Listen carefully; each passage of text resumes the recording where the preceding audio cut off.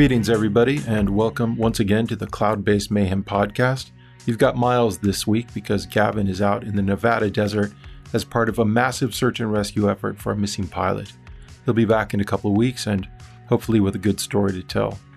But in the meantime, to fill the gap, we're revisiting one of our most popular episodes ever, an interview with acro legend and XC hero Pal Takats.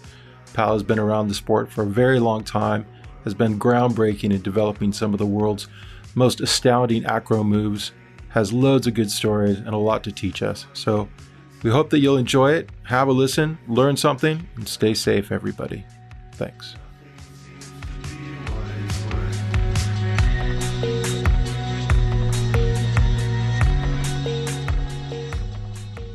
Let's do it. Pal, so awesome. We've been trying to do this for a while, but I think you're the first person in the world I've met that's actually busier than I am. So thanks for making the time. It's kind of funny that I understand you're in Indianapolis. Let's start with that. What are you doing, man? Exactly. You're in the wrong part of the world. You might say that. I'm here for the Red Bull Air Race for the final stop of the 2017 season. As you might know, I'm performing paramotor demos at most of the stops since a few years. So that's the last one of the season, and but I'm only here for 6 days. You know what? I knew you did all these demos and you did the performing, but I thought it was acro without a motor. I didn't know. So are you doing like full acro stuff, but with a paramotor?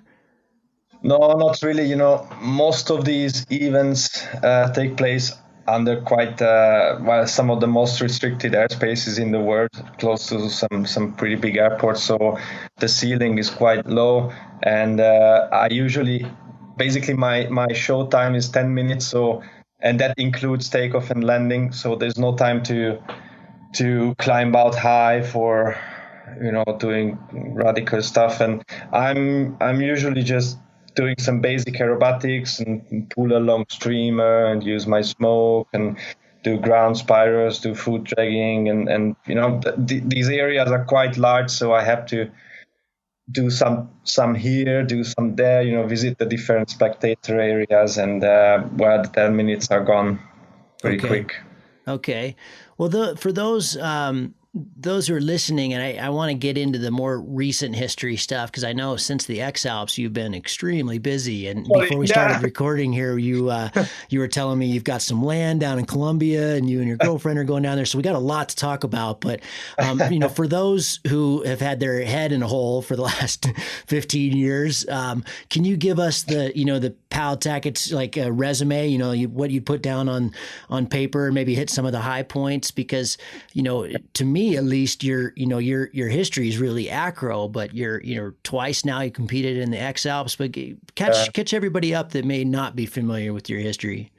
Okay, well, I'm 32 now, and I started flying when I was 16. I come from Hungary, Budapest, so quite flatland country, and somehow got into acro pretty quick, and put all my efforts and motivation and money into progressing as fast as possible, just out of pure passion.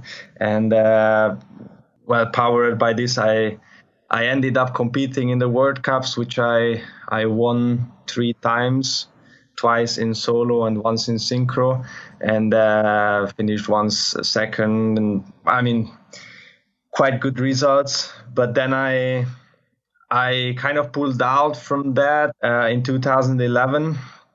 But I was always as well a very passionate cross-country pilot, but you never really saw me on the top of some high-level podiums, which is probably because I didn't really put so much time and effort into competing yet. But as you said, I competed in the Red Bull X-Alps twice.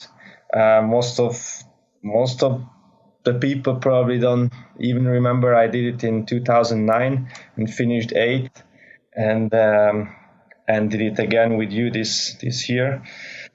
And I invented some of the latest. Well, it's not really latest anymore because since then a lot of new school stuff came in aerobatics. But But basically, I invented the foundation of nowadays new school acro flying, which was some new connections, some basically a new style of performing certain things, and the Esfera, Cork, and Joker, and Cowboy, and Booster, and this kind of stuff. And with Gabor Casey, we did the Infinity Tumbling in tandem in 2010, which was quite a feat. And what else? I also did, which nobody knows because it never actually got published. It's one of those projects that kind of disappeared in the archives. But I have a Guinness World Record in tandem infinity tumbling, which happened in 2014, I think, in Argentina. Did you go out of a balloon for that? Oh, from a helicopter. Tandem. Yeah. Wow, your passenger must have been thrilled. Yeah. Did you debag or did you? It was a she. She. Wow. Yeah. And how did you guys exit the heli? Did you debag? Yeah, we debagged. Okay. Wow, that must have been exciting. I was with Squash Falcon. She's a British. You probably heard of her. Yeah, she covered. She did a nice story for Sidetracked with me on the last X Alps in 2015. Yeah, nice. Yeah, she's fun. Oh wow, that's amazing. And so, how many did you get in the tandem record? Officially 140. Oh, and amazing. Did she vomit all over the place, or did she do okay? She did great. She did awesome. I mean, after the landing, she had to lay down for half an hour, but. No, that's not bad. Otherwise, she did awesome. Wow. Then anyway, I will probably just publish the raw footage, so at least it's online in a way. And well, what I would like to mention as well is I'm the creator of justacro.com, which is basically the largest website about aerobatic paragliding. It's already 11 years old, and I'm quite proud of it, and I'm still working hard to develop it. It's just kind of tricky. I mean, there's a lot to do on the side, but I'm still really motivated to keep pushing this further. And despite that Facebook basically overtook all these community sites in a way, but I still didn't give up hope. And actually, it's quite popular still, and lots of videos, and the forum is running. And yeah, of course, everybody follows it. I mean, that's interested in acro. So 16 years. So just after 2000, you started flying. So what was the catalyst to get into flying, being from Hungary and Budapest, like you said, in the flatlands? And then when did it become, when were you like, wow, I could make this my job? And when did Red Bull happen? So 3 questions there. Sorry, too many, but I got into, this kind of crazy activities already before that, like skateboarding and rollerblading. And then somehow I got into caving. So that was the first like real passion, going down into caves and do like proper tours. And I did that for 4 years, quite intense, like I could say pretty much every week. And from there, I got into paragliding, which is quite funny. So from going underground to go up and touch the clouds, like subterranean to overterranean. I don't know what the other word is. But so basically in Budapest, where I grew up, there is this flying site pretty much just on the board, on the edge of the city, and you could time to time see people hanging up there like little mosquitoes. And that's how I started to have my attention turned to it. And the internet was quite new thing, but there was already some some videos and some information about it. So I did some research, and then as well while caving, I got to know some of these guys, pilots, and then I got into a course, and I got hooked like instantly, like most of us. And then basically the way towards becoming professional was kind of unplanned and natural progression. Basically, I just wanted to fly as much as I could, and then I finished school, but luckily I didn't actually get into university because my notes were not very good that time, and so I could not go through I couldn't enter without an additional exam, and the exam was quite high level, so I didn't get it twice. I wanted to learn geography because that was the only thing that I could think of the only thing that would interest me enough. Yeah. And then basically you know how it works in our business. So basically then I was young, I was talented, I was pushing and tried to learn as fast as possible, and people saw that, and then things started to happen. I got cheaper gear, and I bought my first equipment already at a better price, and then the next wing was even at a better price because the dealer of Hungary basically sponsored me with a dealer price, which was awesome. And then we figured out quite quickly. I mean, I say we because it was basically Gabor and me and some other youngsters, but especially Gabor and me, we were pushing somewhat harder than the others towards this direction. And we figured out that, well, if we do this right, then we actually don't have to spend so much on equipment, and we might even be able to travel, or at least travel cheaper. And this is how it started.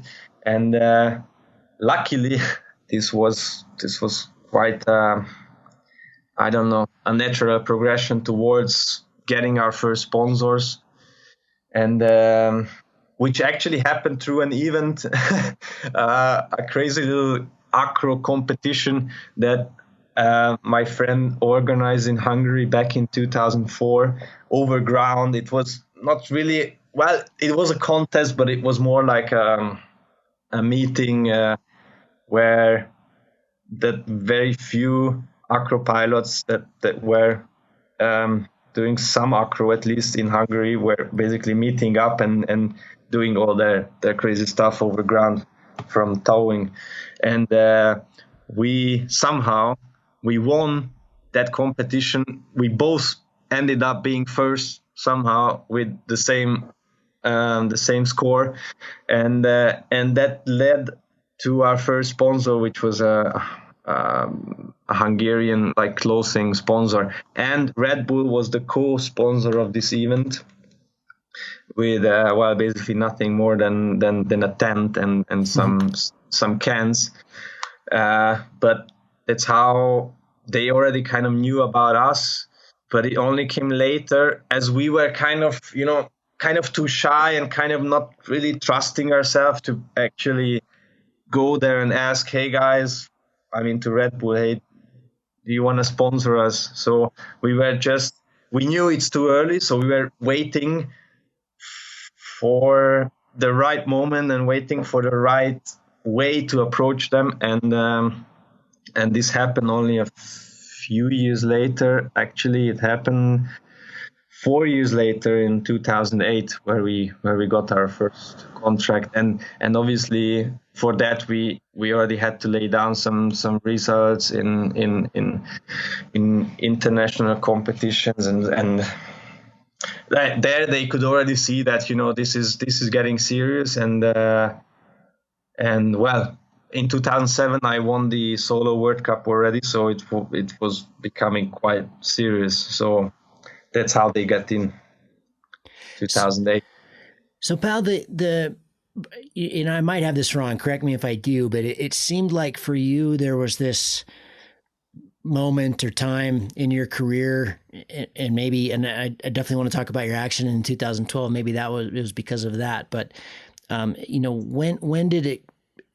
I feel like anyway that your career has really transitioned, you know, from really, you know, from the World Cup scene and competitions and really pushing the acro and creating new tricks to, you know, you're still really young, but I see you now as more kind of like the Raul of the sport, you know, where you're maybe judging more, or you're more, you know, but it seemed like you got, in some ways, it seemed like you got bored of it. Was that true, or no?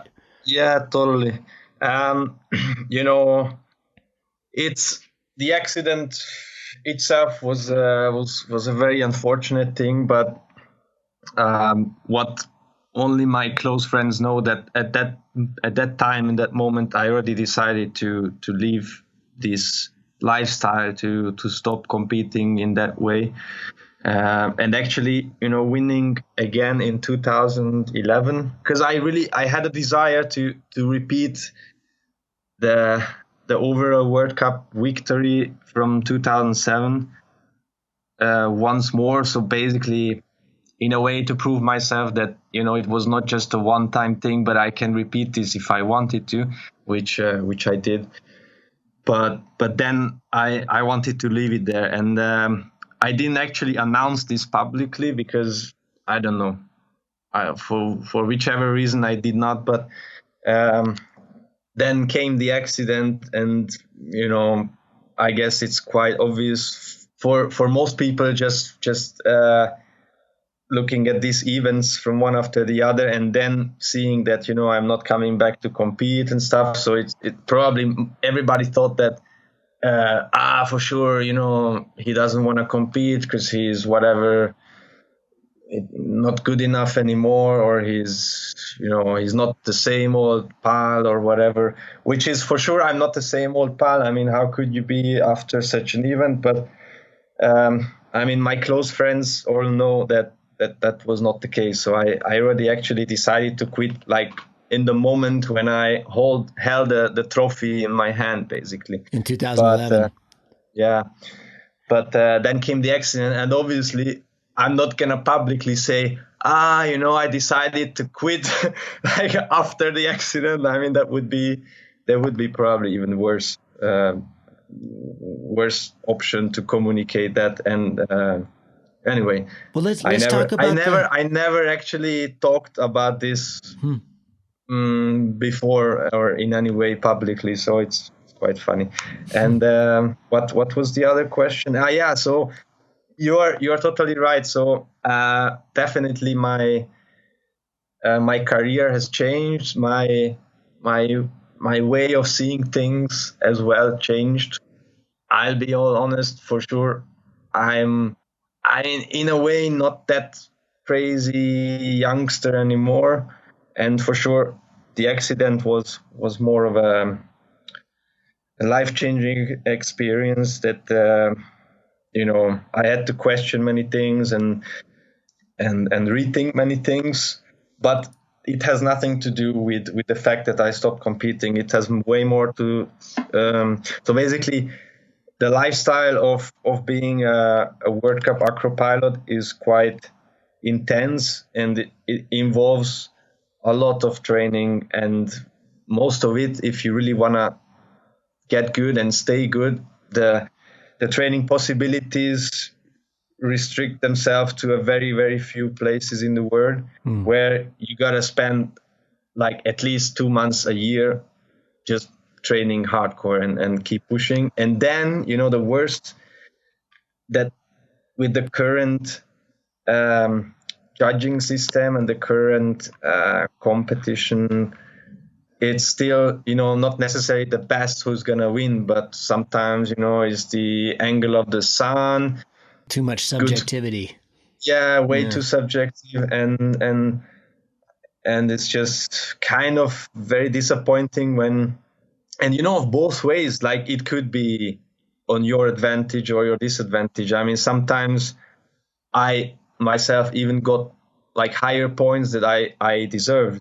But then again, other times I got lower points than I deserve. So it's really, really difficult. I mean, I'm not judging those who actually do this truly, really difficult job, giving points instantly, watching the maneuver and one after the other, and then the landing, and there's a lot happening, and it's really hard. So any sport that's judged is just really tricky. Sport. Gymnastics, ice skating, and you name it. It's just tough. There's always going to be people that like it and don't. That's tricky. Exactly. And then there comes, on the other side, if you go cross country flying, it's like it's super objective. You have your GPS track. They download your track log, and that's your performance. There is no there's no way to cheat or to change. Yeah. Obviously, it's again a very complicated calculation how the results come out, but the best guy is gonna win. Yeah. So before we jump into XC, I know there's people that I need to ask you some questions about acro for those of the listeners that either want to get into it or into it. But I think we should talk about your accident. What happened in Zermatt in 2012? Because the other thing is, you just competed in the X Alps, which is kind of the epitome of, to me at least, in the sport. Not the acro side of things, but you're not an unbold person, and to come back from that, this wasn't a sprained ankle, this was a major accident, and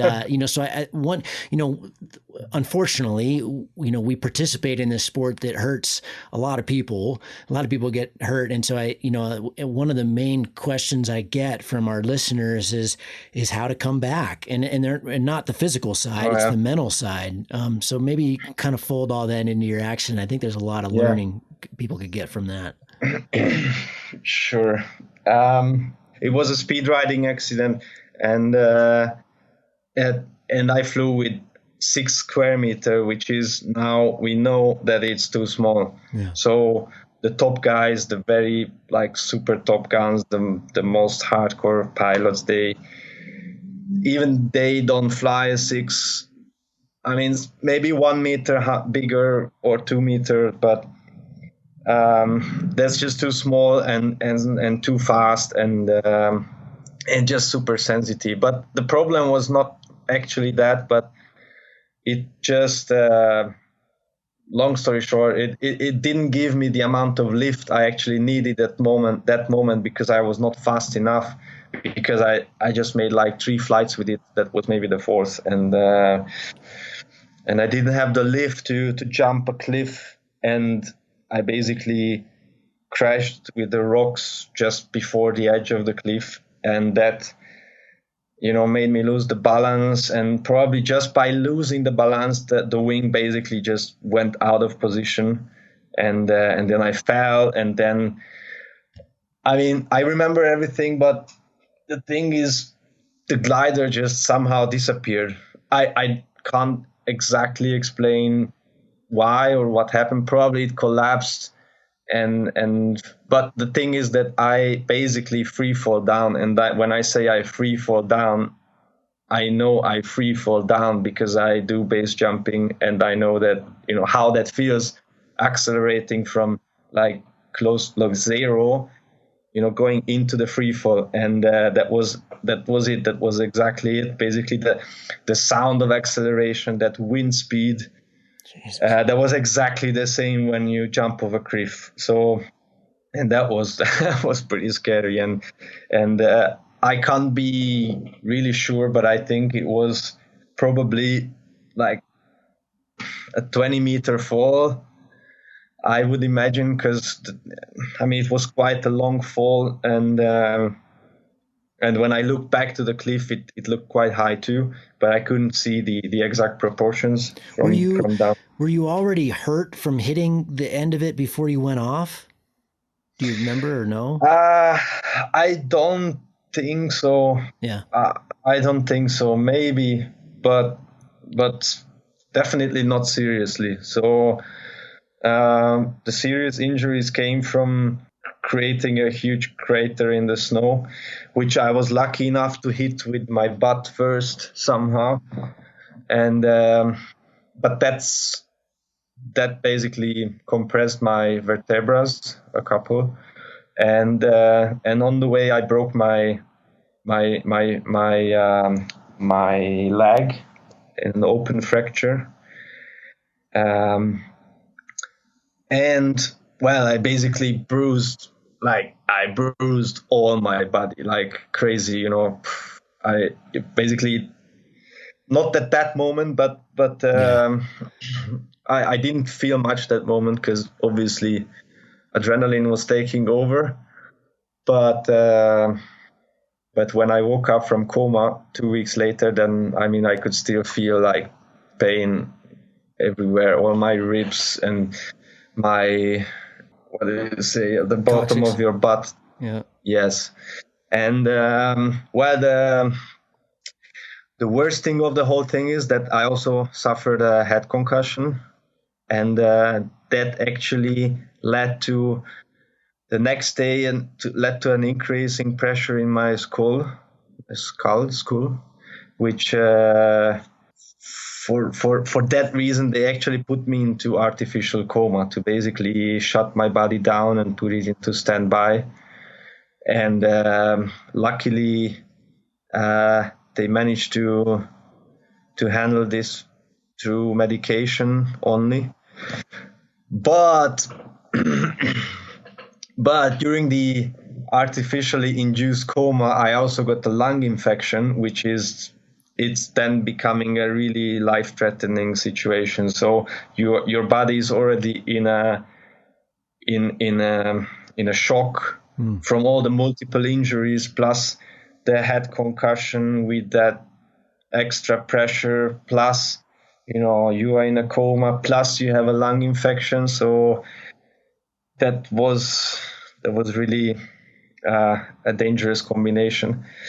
And well, thank God I somehow woke up, and it's insane, but I woke up on my birthday. So basically they after a while, when they saw that I actually start to do better, so they took away the medication to try to wake me up, but I didn't come back. Like, I opened my eyes, but I was not there. It was like and that was where it started to become really scary for my beloved ones, because they thought maybe brain dead, or the doctors then well, no, but at that moment the doctors didn't know anymore, what's gonna happen. So it could be that they couldn't say anything, if I'm, I may wake up tomorrow or come back next week or come back in a month or never. Jeez. And and then again, the longer you stay in coma, the more damage you're probably gonna suffer, the more skills you're gonna lose. And so basically they told my family, well, we can't be sure when I wake up. If I wake up as a 2 years old, or I can't speak anymore, or I can't do this. So I can imagine. So I'm really sorry for especially my family and my girlfriend back then. She went through quite difficult times, obviously, as well. But somehow, and it's crazy, but I kind of believe in these kind of things, like a higher power, which I would never call God, because I don't believe in that stuff. But because what God only, those different gods are only creating death and war and suffering in this society. But if there is God, it should be some different power, like more, I don't know, universal or whatever you want to call it. But excellent. So anyway, like many people, like probably hundreds or if not thousands of people were thinking of me and, you know, praying, and not only praying in those conventional manners, but in basically any way.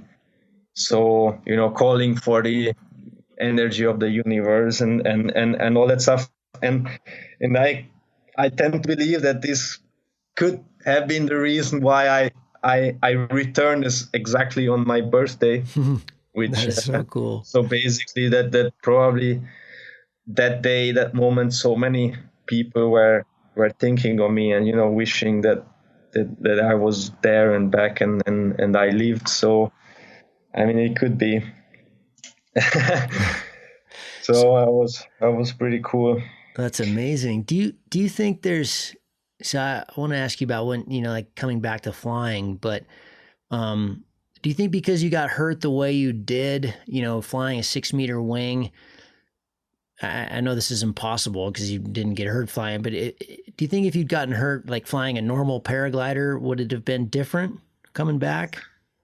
Could be, but I mean, there always should be a difference between, you know, getting hurt and I mean, it's hard to think of a situation what would be if, you know, would be if but I don't know. I really don't know, but for sure getting hurt with something, you know, you are not like, you know, necessarily on the top of the game in. Like I did some speed riding, but I was not top of the game, and I'm not really a good skier either. So I can somehow comprehend more why that happened. Obviously, if I don't know, let's say, you know, Alejandro Rodriguez, the small brother of Felix and Raul, died from doing a misty flip low over ground and then twisted up and entered a spiral and, you know, had no time to sort it out. So, and, you know, a misty flip was something he did like thousands of times. Can't mess it up. Yeah. And okay, I know he did it with a glider. He didn't knew it very much. So again, there is, you know, that point of, okay, that was probably the glider. He didn't know. He was probably not supposed to do that maneuver that low, even though he did it thousands and thousands of times with another glider and doing it low and stuff. But you can still kind of find a reason why it happened. Because of a different glider, because that different brake length, because that different behavior, that was something just a little bit different that made that small difference. Was there thoughts when you started kind of coming back and realized you were going to be okay, and, you know, obviously tremendously horrific rehab and stuff, you know, coming back from something like that, but was there thoughts of, was flying different for you? I mean, was there thoughts of, man, maybe I shouldn't do this, or maybe your family, or was it just a matter of kind of overcoming the accident and getting back to it as soon as you could? Yeah, actually, I was really motivated to get back flying and get back doing everything I love to do. And coming back flying, actually the first time I flew again was in Canada. You know, we met at the Pemberton Nationals, the Canadian Nationals. No, I wasn't there. I wasn't. Okay, sorry. Yeah. But just before that, I actually did my first flight, and then I did the comp, which was quite fun. Was that still in 2012? Yes, okay. It was in August. It was in August 2012. So it was quite early, and I was really happy. I was stoked to get back flying, and it felt like the right thing to do, and it felt like the right time. But actually, in October, I had another accident. I didn't publicly communicate because it was just way too embarrassing for me, and the rehab from that accident even took longer than the one from Zermatt, because it was basically ripping my kneecap into many pieces, and that took some time to recover, and it was it was terrible. I mean, it was for me, it was way worse than, like, emotionally and motivation wise, it was way worse than the big accident before, because that big thing happened, and I came out, I survived, I didn't die. That was a big thing, and I felt so blessed to have another chance, and oh man, it was great. And then I basically started to do everything I really wanted to keep doing, and then I had a really bad landing, like wingsuit base jumping, and I basically like crashed into rocks with some backwind, and I broke my knee. Pretty bad. And well, that felt like extremely stupid. That felt, imagine just basically coming back from a life-threatening accident, and then and after all the rehab and all the work, and while people questioned your mental abilities, because anyway, it was kind of communicated, well, not very smart, I would say. So my accident, while I was in the coma, was not very well managed from the public point of view. That basically, I could be just a retard now, because I had a head injury. I was in coma, and so on and so on. So it was not quite clear what actually comes out of all this. And well, and then and then I have another accident. So that felt really stupid. Yeah. And especially the way back, to get the motivation again to come back from an accident that's not life threatening, but in a way it takes even more effort to get back, like health wise, and takes even longer to leave the crutches, to be able to walk again, to be able to run again, to be able to bend your knees again, and like all that basic stuff. So and I guess that serious, like, first obviously the big accident, and then again this stupid mistake that could have been like easily avoided. I mean, that was a big throwback.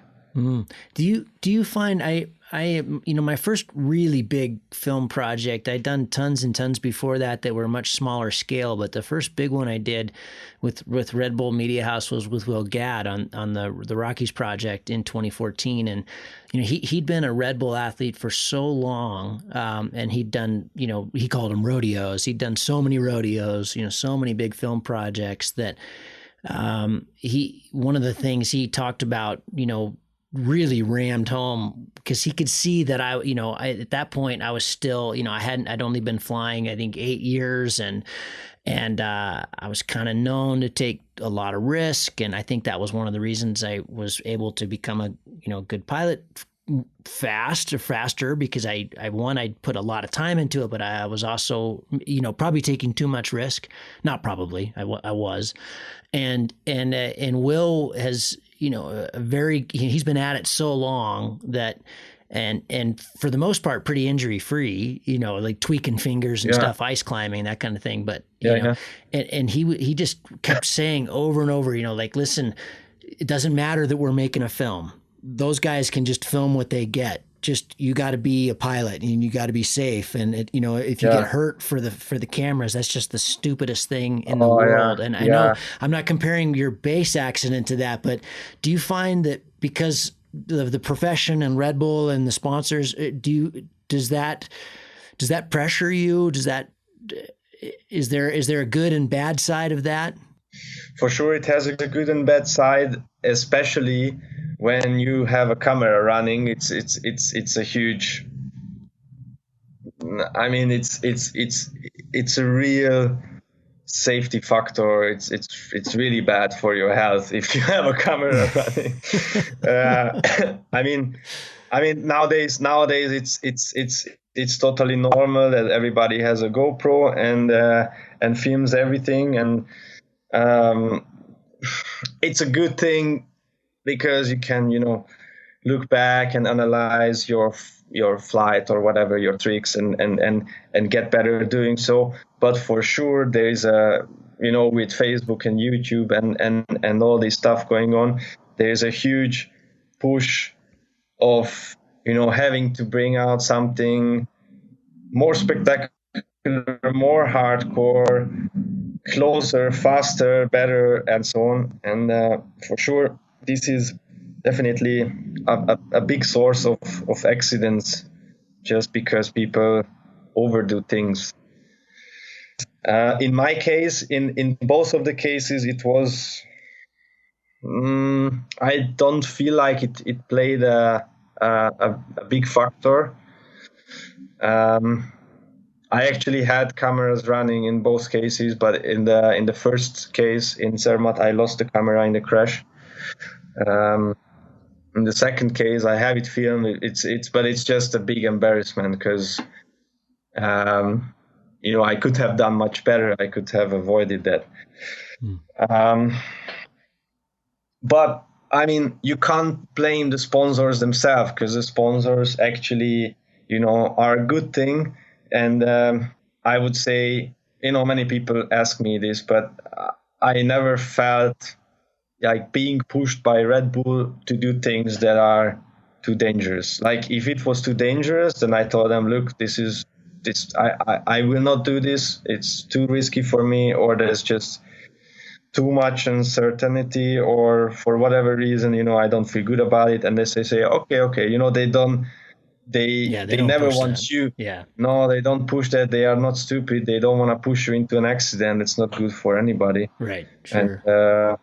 And they very rarely come up with ideas. Hey, you know, we figured out, you know, you could do this or that. And I mean, especially not in paragliding, because they don't know, they don't have so much knowledge to actually know, you know, if you can do certain things or not. But obviously they came up with some ideas that those were usually not necessarily doable, or just too complicated, or, you know, maybe too much risk. But you can always say no.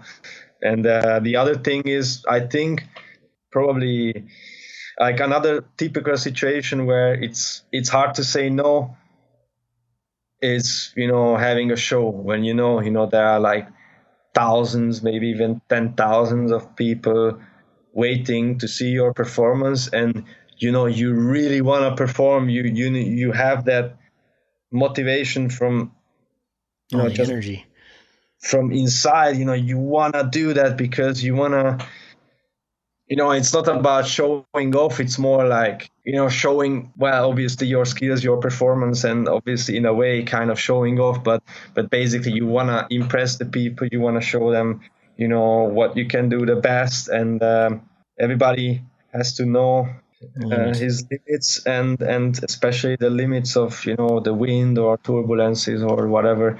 And but well, many accidents happen during like show flying or competitions because people just tend to push just a little too much, and it happens.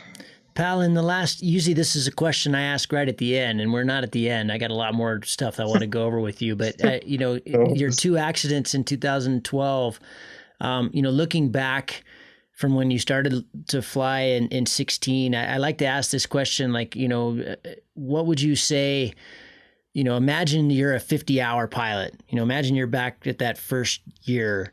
Yeah. What advice did you maybe get and didn't follow, or what advice do you wish you would have gotten? In other words, what would you have changed, when you look back at your flying career? What would you like to impress on people that are maybe just getting into the sport, or maybe dealing, kind of locked into intermediate syndrome, Well, it's a good question. I think I can't really say I would have changed something, because basically I was just following my instincts and following my passion, and it took me down this road, and it was obvious that, I mean, accidents can happen and probably will happen, which, I mean, I had two accidents earlier, breaking first, like quite low airtime pilot, I broke my arm, like stupid, like super typical beginner mistake. Small landing place, I misjudged, power lines came, I stalled out, so quite typical stuff. And then I broke my ankle from a ground spiral over high grass. I knew these things can happen, and I mean, I took this in consideration, but I really I had this crazy motivation to, learn more and keep progressing and just do more and more and more. And that was kind of natural for me. And I just did everything I had to do to feed these needs. And, this is different for everybody. I mean, some older gentlemen might be just super happy to, glide down in calm air, and then, drink a few beers and talk about it a few hours, and still be really happy about what they experienced, and be totally satisfied. And this is, I mean, in a way different for everybody. And I think the most important thing is just that everybody, finds what's his thing and what makes him happy. And it's, I mean, not everybody needs to get into competitions and fly 100K cross country or do acro or do whatever. It's a personal preference. Who wants to progress more, who is happy with just gliding down or soaring on the beach. And this is really beautiful about paragliding, that you have so many different styles of flying, so many different ways to enjoy. Yeah. But for those guys who are happy about just gliding down and basically do those they consider safe activities, that's probably, I mean, they are probably in way bigger danger than the guys who are pushing like hell, because those who are pushing hard, they progress to a higher level, and they have a higher routine.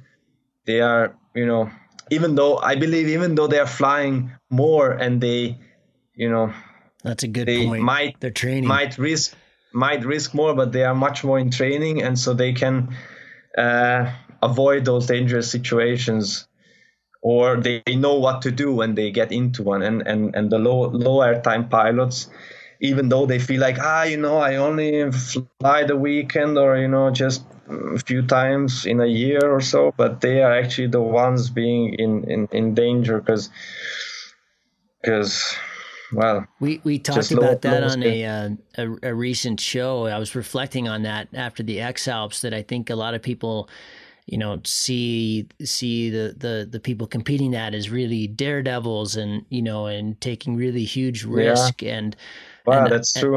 That's true. You're right. But at the same time, I feel like I think there's a lot of pressure on the weekend pilots because, maybe they only have one day or 2 days a week and the forecast isn't as good, but they try to fit it into something that's not right. They try to make the day work on a day that's above their ability. Yeah, exactly. And you don't have the flexibility. I think, when you're a full-time pilot or you really have a lot of time, you don't have the flexibility to just walk away as easily. I think there's a lot, I think in some ways there's more pressure on and again, they don't have the routine as well to say no, because they are there to fly and they want to fly because it's the only time of the week they can. And well, that's when shit hits the fan. Yeah.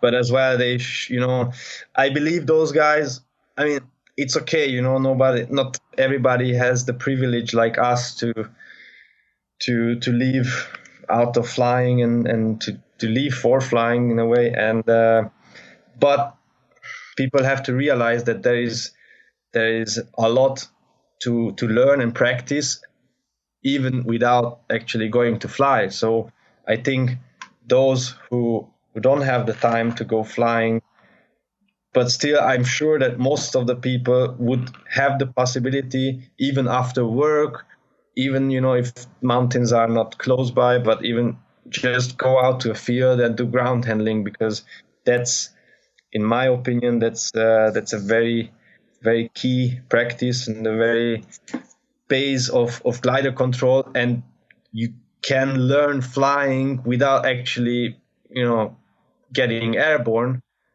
and being in safety on the ground. Obviously, accidents can happen there too if you go on the limits in higher winds. But this will actually teach you active flying on the ground, and this is as well something I will express in my upcoming instructional video, that there is a lot to learn through ground handling, and people really extremely underestimate this, and it's I think it's really bad that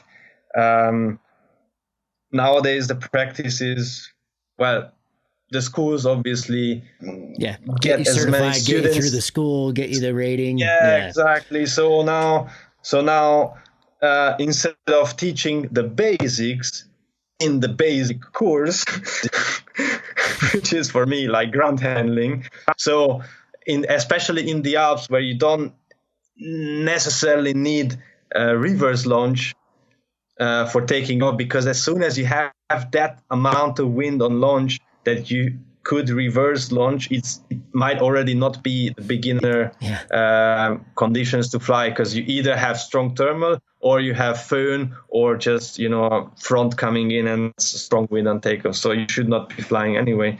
But I mean, that's just terrible thing that basically the ground handling became a different product.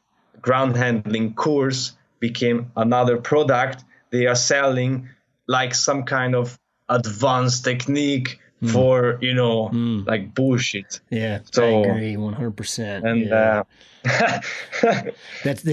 what's cool is it's I hope we're changing the tide a little bit with that, just with this podcast. You'd be amazed how often we actually did a whole podcast on ground handling, but it's cool that the top pilots, but especially the acro guys, of course, because you guys are just dance with your wings on the ground, have really rammed that home. And so hopefully we're...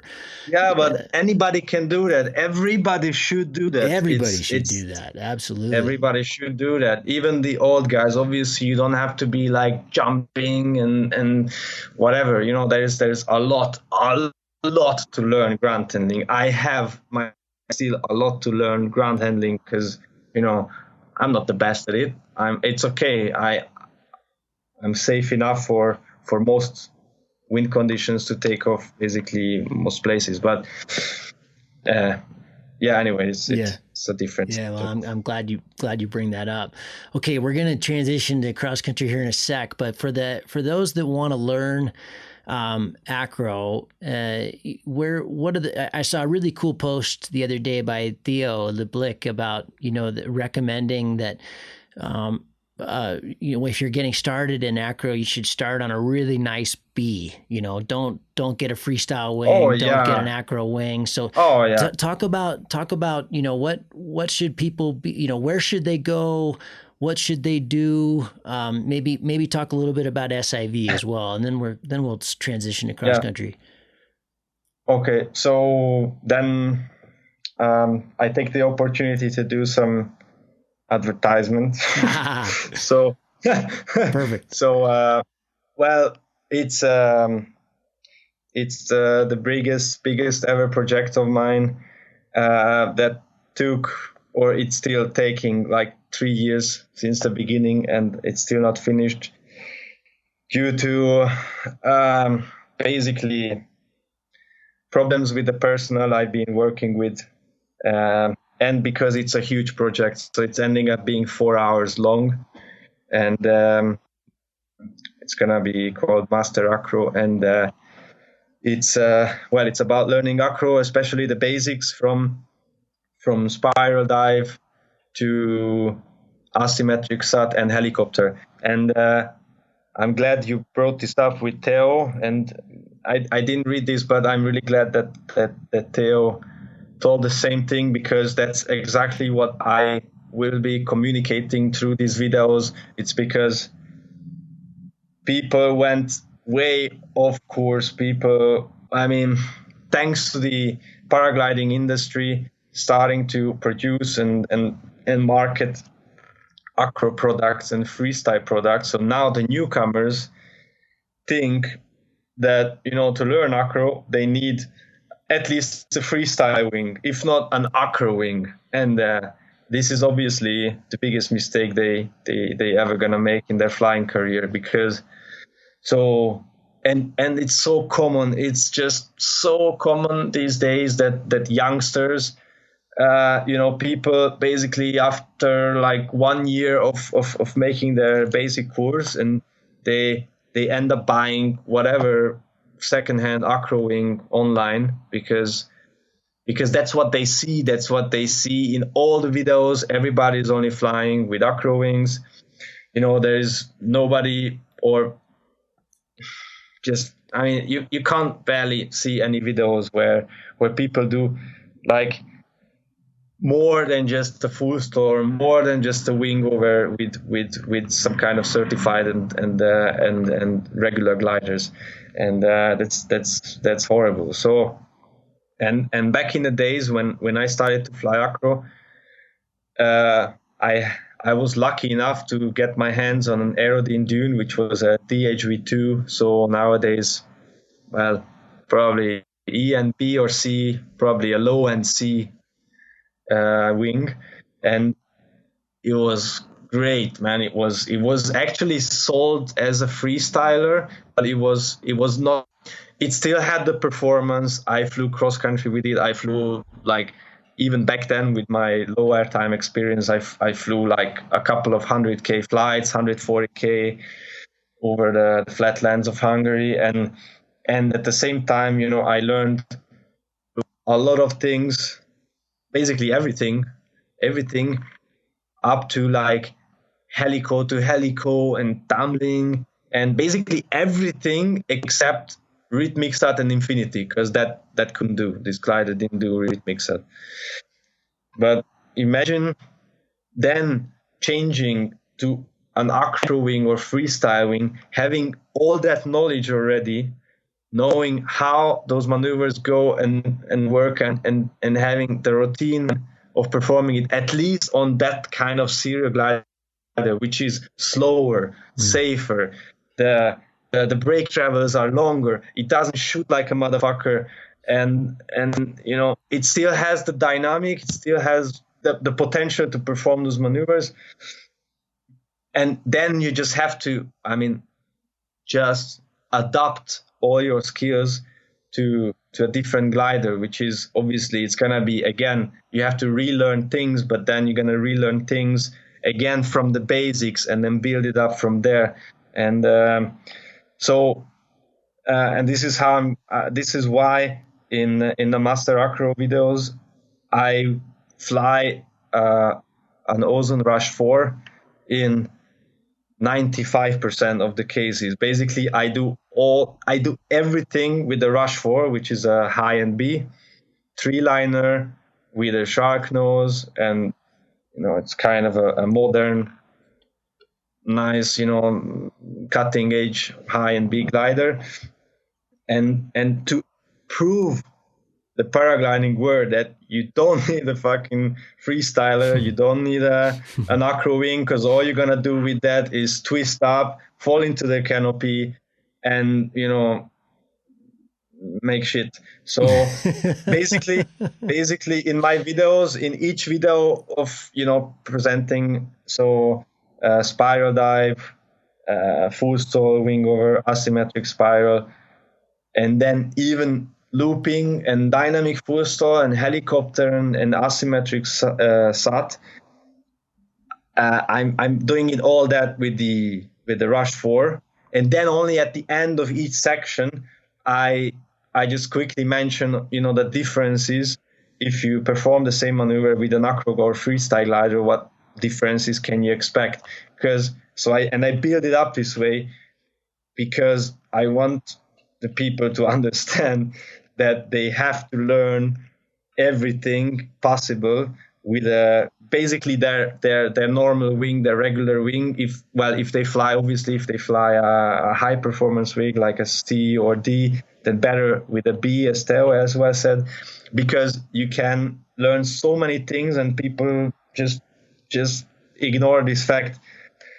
And that's really, really bad for the safety of our sport. There's a lot of crossover here, isn't there? Like I remember my like Bible when I was first learning how to fly in 2006 was Jockey Sanderson's Performance Free Flying, and they do some acro in that, and then he talks about the whole time in that whole series that he's on. I can't remember what the wing was back then, but it was a B, and he talked about just how important it is to you can do everything you can. What I'm saying is there's the same crossover in cross country that I think people really often mistake, where they start thinking, that, I got to get that my first 100K flight or my first X. And so I got to get a wing with better performance, and they move up too fast, and they don't have the foundation, they don't have that's a topic that comes up on this show a lot is when to move up. And my answer is, of course, it's always independent for person to person. But my analogy is kayaking. You really shouldn't go. I spent a lot of time back in the day whitewater kayaking, and what we always talked about then was that you don't really go kayak class 4 until you're nailing every move in class 3. That you can hit every eddy, you can work the river. You're working the river. It's not the other way around. Then you're ready for class 4, and then you're ready for class 5. But if you just go from 3 to 6, you're gonna die. Oh, for sure. But unfortunately we don't have these kind of well-structured rules or guidelines, and you just there's a real gap, isn't there? Because it also really depends on where you learn. Is it the British? Is it the Swiss? Is it the United States? I mean, everybody's it's a real scatter shot in terms of, and like you said, depends on where you learn. And some schools don't really have a very good place to ground handle, so you don't ground handle. That's just terrifying. And so I'm happy you brought this up. And let me point something out. So it's I always have to laugh when people think about acro as being more dangerous than cross-country flying, and that's really, really not true. No.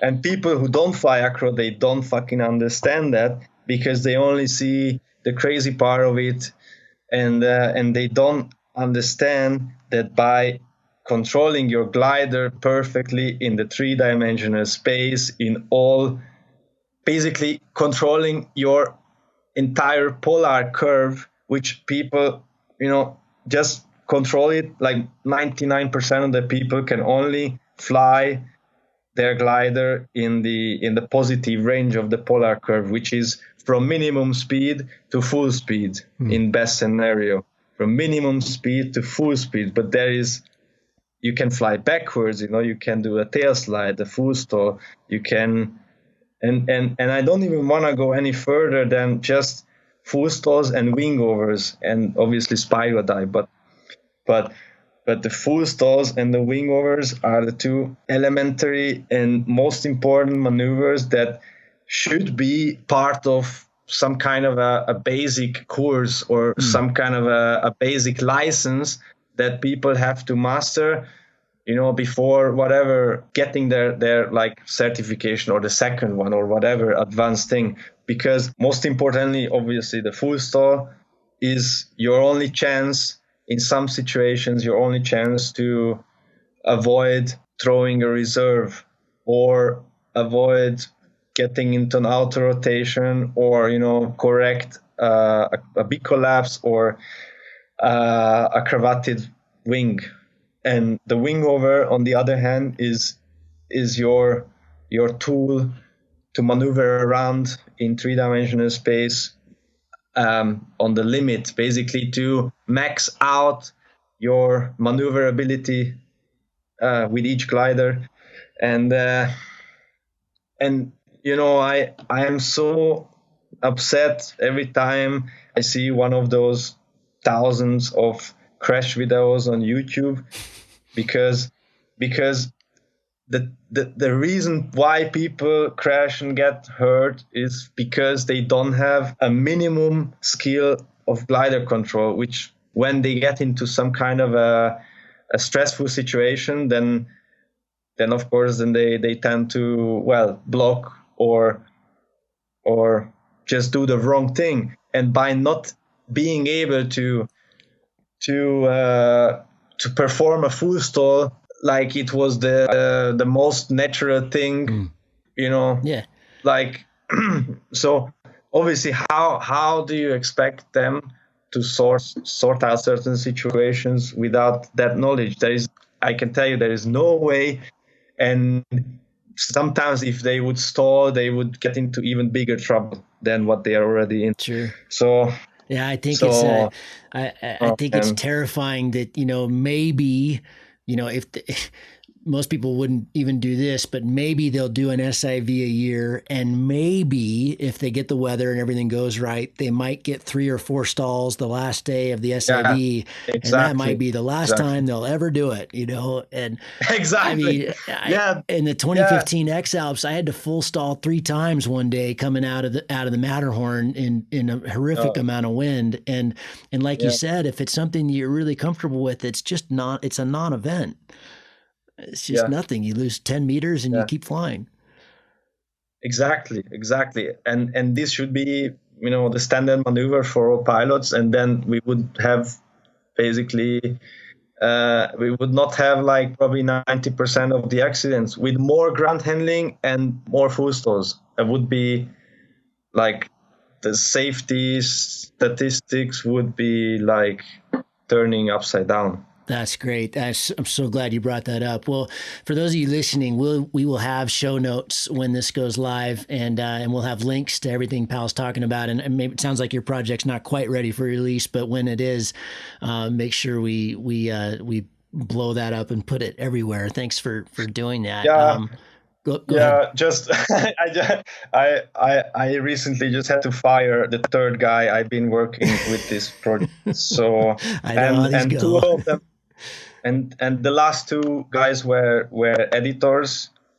Basically, I already pre-cut all the 4 hours of footage, and so basically somebody just needs to go over, correct the sound, the colors, and do some animations, and basically just create a final product. I don't have time to, and I'm not, skilled enough to trust my skills to.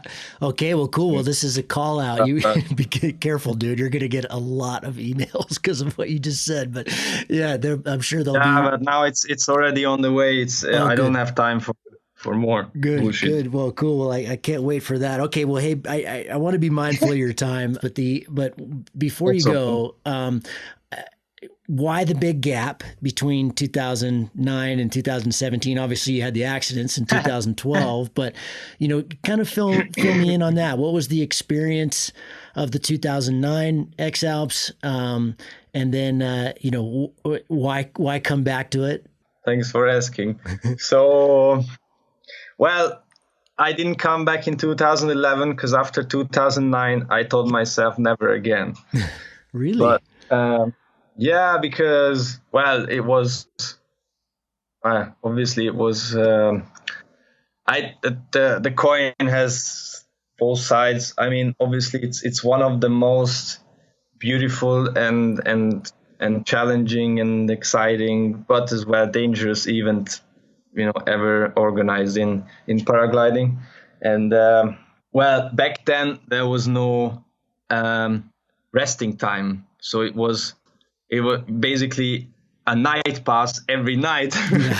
which is today most participants could probably not even imagine how it went down, because now, like, the athletes are thinking about the night pass as some radical, mysterious, like the crazy stuff, and some of them, they don't even want to pull the night pass unless like super necessary, because it was really, really different style, and it made it even more radical. And but luckily they made this new rule, because, well, and even with this new rule that you have to stop so long every night, but after a few days you just whenever the air is calm and maybe you have a slow climb, or maybe you have to be patient, you just start falling asleep. So it's still super exhausting. And then came the accident, and I don't know, it was a combination of many things. Probably most importantly, that I kind of felt this need and motivation to prove myself that it's still possible. Like, I'm still able to. I'm even after all this, I'm not crippled, and kind of to celebrate that in a way, and but kind of also to test, especially my knee, because it's that I have my knee and also my ankle that was broken. So, but I was really motivated to just train hard and get fit again, and test myself and my body to see if I could do it again, and I'm happy. Yeah, it's an amazing journey, isn't it? Well, did you kind of have it in mind? Because it seemed to me, and again, this might be really wrong, but it seemed to me that in the last kind of 3 years, you were really chasing it in cross country. You've been doing more World Cups, you've been doing more comps. Was it something kind of that clicked, like back in 2015 or 14, like, hey, maybe I'll give this another shot. I'm getting healthy again. I'm feeling good. Or was it really kind of a last minute decision? No, not at all.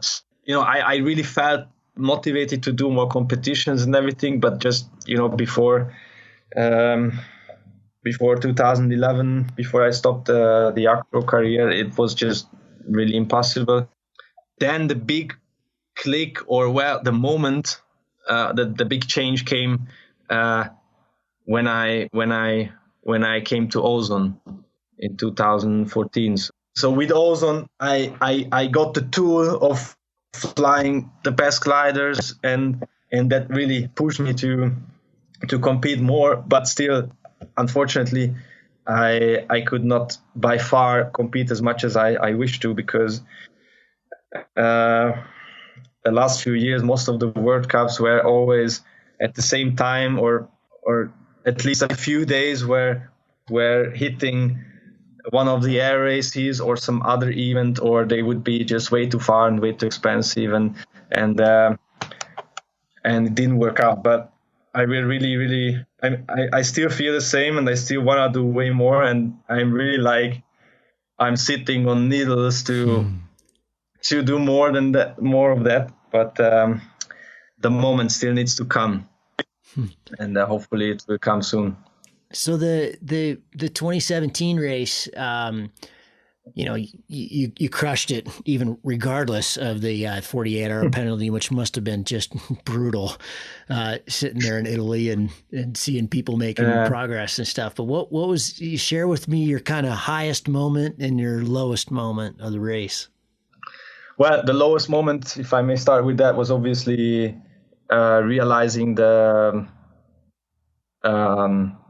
airspace violation, which I wasn't quite sure about until the next day, and it upset me. Like it upset me really bad, because I was doing great. I felt really strong, like physically, and I was flying really well, and it upset me, especially because of my team, because of there were 4 people behind me working their ass off and doing a great job, and then basically me doing this stupid little mistake that the kind of destroys everything in a way. And I felt really, I mean, not only sorry for myself but more for them, and that was a really hard moment. But then when I figured that I got the penalty, and the shit hit the fan, and then I started to feel like really emotional, and then I was on the way up in a 1,400 meter climb somewhere in South Tyrol before Meran, and the first spot I had some coverage. I called my team, and they put me on the speaker, and then I told them, hey, sorry guys, this sucks, but I don't want you to break down. I don't want you to feel bad about it. I'm sorry for the mistake, but we're gonna just get the best out of it still, and well, we are racing. We are in a different race now, but anyway, we're gonna keep racing, and that was cool. Then I had a pretty strong moment. I had to cry for some time, and on the top, on the same mountain, there were like 3 or 4 more athletes, and I was super pissed. I took off way too early. I almost bombed out, and at the end I did not, but it was great. And the positive, or the highlights for me, I think I can honestly say that I think I never in my life flew that well as during those 10, 11 days. Because I mean, even considering that, I was really tired, and you're not in the same mindset as if you wait for the one of the best days of the year, and then you go super motivated to the takeoff and fresh, and all just you put everything on that day and go full. Obviously you are likely to make better decisions and stuff, but considering all the conditions, I mean the physical and mental load, and the whole X-Ups thing, I have to say I can only mention like one single mistake. I know I did a mistake. I could have done better. I could have flown a little bit more, but that's it. Like, it's one mistake. I can really and it's awesome. I mean, I awesome. Feel so crazy happy about it, because I mean, sometimes the conditions were really tricky. Sometimes it was, I mean, standard. Yeah. Except Yeah, like And, day 3 when you flew over my head, and it was oh, such a non-event. It was like Nick and I got oh shaded man. out going in there, and then you came in, and I bombed, and that happens in paragliding, whatever. And but then on the way back up, I tried to take a shortcut, and I lost my phone, and it just it was an hour delay Oh, that fuck. turned into not getting to Treagle. I launched later on with all you guys going the other way, and it Yeah, just I that's think I saw you. I amazing. think I saw you launching below us. Yeah, really cross, really dicey down there, Oh and yeah. it was Oh blowing no. I so was like, hard. And oh no. it was two. I flew just across the valley, and then another little hop, and you couldn't get in. Then it was so south and so nasty that it was just you just missed your window. And then, like you say, you have to. That was my really low moment that night. Just going, oh, what have I done? I went from third to last almost. And Man. but it was at the same time, it's like you just have to shift your mind, isn't it? Like, okay, I'm not going to place now. It's a different kind Ah, of race yeah. now. And then from It's then, once I was over exact. that hump, it was beautiful the whole way. It's like, wow, you just have to Ah, appreciate yeah. it for what it is. Exactly. And this is how I came to the race. I knew there's gonna be suffering. I knew there's gonna be danger and all that stuff. But I also knew from 2009 that it's something really special and beautiful, and you just have to see the beauty in it and try to put the suffering aside, or at least like be able to uh, to make fun out of it in a way, Mm, like mm. to be laughing about the suffering. And Yeah, it's really difficult sometimes, but I mean, you have to figure something out, because otherwise it's gonna be terrible. it's a long way to go. So the ultimate question: will you do it again? No, I don't think so. I Really? mean, no. Yeah. So I mean, I know I said the same in 2009, and then I came back 8 years later. But the thing is, and that's different now, that what I learned from 2X Alps, that is the preparation, the amount of time and effort and energy you put into it is not balanced by the result, by the outcome in any way. Hmm. Like, it's just basically, even though when I registered for 2017, I promised myself, okay, well, you probably gonna qualify. It's not like I register and I see if I get qualified or not. I knew exactly if I register, I will like most probably be qualified again. So I just promised myself, okay, I will do this again, but I will not put so much effort into it, because I have lots of other things to take care of, and a lot of other things happening in my life which are in a way more important, and my health is as well more important than anything else, in terms of like competition and result and fame and whatever. So Do and you still do you look and back at still that? Sorry to interrupt. Do you think in some ways that helped? Like having the distractions, having not taking it maybe as seriously as, for example, I did. But like I've thought about that a lot. Like clearly, Kriegel takes it probably more seriously than anybody, and he trains really, really hard. And obviously, yeah. he's amazing and he wins. But I wonder in your case, like you maybe coming in so relaxed and not really having, Pressure. expectations or pressure, maybe that allowed you to fly. Because I fly differently in the X Alps. I start worrying about course line, and I make my mistakes are because I'm not as loose, as when I fly Hmm. normally. I'm more tight. Yeah. I'm more like I know the move I need to make, but oh God, if it doesn't work out, I'm going to be 10 miles Yeah. farther walk. And so I don't do it, and Yeah. um I think there's something in what you say. So basically, not having such a big expectations, I think certainly helps not to feel so much under pressure, and maybe be able to make clearer decisions or better decisions, and not to be so strict to yourself. But at the same time, I'm a super competitive person, and then with this I return to my original thoughts, that even though I promised myself not to invest so much effort into this, but I did, and I could not help it. I basically, like, the last few months before, or let's say for sure the last 2 months, like completely the exiles took over my life, and in terms of preparation, in terms of training, in terms of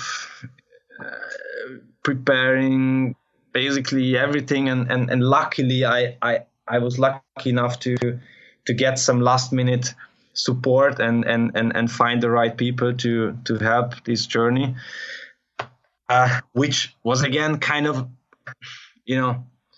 although I didn't really want it to, put effort into looking for sponsors and put effort into making this professionally, and put so much effort into, looking at the route and spending fucking hours studying the route and looking at tracks, and then even, drive down to Italy and drive down to places and look at certain things. But I did not so much really flying the route. That was still like a lot of virgin territory for me, a lot. But it turned out quite well. And but that's what I mean. So even though if I promise myself, no, I will, focus on the more important things in my life, I can't. Now I proved myself that I just can't. You tick the box. I can't take it easy. I can't take it that loose, because that's not who I am. That's not how I work. Yeah, it's a major commitment. Absolutely, it's a major commitment. Consumes your life. Yeah, you at least have one fan on the other end of here that'll be disappointed not to see you in the race, because man, you were fun to watch. That was awesome effort, and you'll never know. Time does funny things, but speaking of time, you've given me way more than way more than what I could have possibly asked for. So thank you so much. I really appreciate it. That's a perfect place to end. Thanks, Gavin. And I can't wait to see this film. When you put that out, we'll have to show that to everybody. That sounds terrific. Good luck with that project. Good luck with Colombia and your girlfriend. That sounds like another amazing project. We didn't even get to talk about that. But very cool. It's an awesome project. Fantastic. Long term. But she's not pregnant, just to yeah. Right. Whoa, surprise. Yeah, right. We have a different kind of baby. Yeah, right. But let's keep that private for now. Okay, cool. Wait a minute. Oh, you do have a baby? No, I don't. Okay. I thought you were talking about your land, and then I was like, wait a minute, what? She's pregnant? Yeah, no, the land is the baby, the project. Okay, that's what I thought. And then I thought, wait a minute, am I totally misunderstanding here? You got a baby coming? No, cool. Well, I can't wait to show you mine. She's a little angel. But Pal, thank you very much, man. I appreciate it. Yeah, we should do some nice Volby flying. You should show me the BV style. I never actually did any serious Volby work. Oh man, you'd love it. Yeah, that'd be an amazing project together. I think with with your background and my background, I bet we could put together something pretty fun. Yeah, we just have to find a time for that. That's the most tricky of all. Bingo. Yeah, exactly. That's always the crux. Thanks very much. All right, man. Talk to you soon. Talk soon. Bye. All right, cheers. Bye.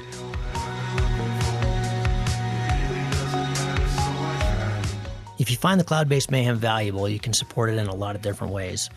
You can give us a rating on iTunes or Stitcher, or however you get your podcast. That goes a long ways and helps spread the word. You can blog about it on your own website or share it on social media. You can talk about it on the way up to launch with your pilot friends. I know a lot of interesting conversations have happened that way. And of course, you can support us financially. This show does take a lot of time, a lot of editing, a lot of storage and music and all kinds of behind the scenes cost. So if you can support us financially, all we've ever asked for is $1 a show. And you can do that through a one-time donation through PayPal, or you can set up a subscription service that charges you for each show that comes out. We put a new show out every 2 weeks. So for example, if you did $1 a show and every 2 weeks, it'd be about $25 a year. So way cheaper than a magazine subscription, and it makes all of this possible. I do not want to fund this show with advertising or sponsors. We get asked about that pretty frequently, but for a whole bunch of different reasons, which I've said many times on the show, I don't want to do that. I don't like having that stuff at the front of the show. And I also want you to know that these are authentic conversations with real people, and these are just our opinions, but our opinions are not being skewed by sponsors or advertising dollars. I think that's a pretty toxic business model. So I hope you dig that. You can support us. If you go to cloudbasedmayhem.com, you can find the places to support. You can do it through patreon.com/cloudbasedmayhem. If you want a recurring subscription, you can also do that directly through the website. We've tried to make it really easy, and that will give you access to all the bonus material, little video casts that we do and extra little nuggets that we find in conversations that don't make it into the main show, but we feel like you should hear.